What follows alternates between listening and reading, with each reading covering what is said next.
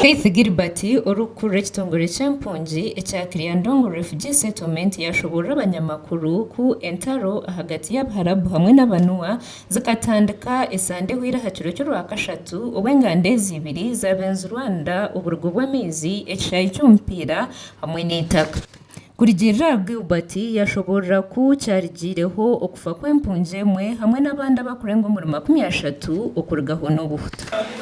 Started a small fight, so these people went back home and organized a group. So when the group of Omwe youth came and attacked the Sudanese, so by the time they formed the police, when the police went on the ground, around 14 people were injured. So that's how the crash started. Ugu yashobora kuba hati ebyo kwerinda bikiri ya mwanya kandi buri kimwe kiri umunteko. The office of the Prime Minister and all the stakeholders, all the security, the RDC has promised and pledged to provide security.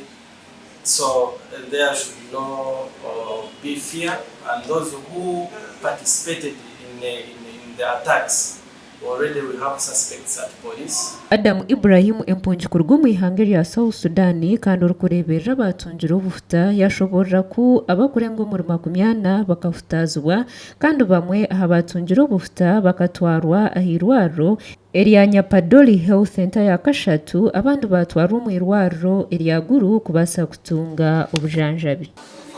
300 people. So they came at night and then they start to beat our people by sticks, by stones, by fungus, so many. Roslyn Ayigi omushaho kuruga hirwaro rya KIRYANDONGO yashobora kubatandikire kuhereza abantu abo bujanjabi bitu bamwe aharubo bakiri mu mberambi. We started receiving these refugees from the camp from Friday. So far, we have 13 in number in this ward. That was by yesterday.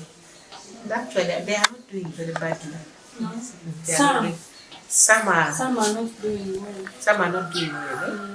Rosalinda n'umuganga uri umuhwezi w'umujwekero w'umwebembezi w'ihanga awa KIRYANDONGO yahamya ku abakurenga muri 34 nibo batungire okuteganisibwa munonga kandi abenji n'Abaharabu kuruga umuri Sudan. Registered violent attacks where groups of hooligans from one refugee group attacked other community members or refugees, and we registered over 34 casualties and 1 death.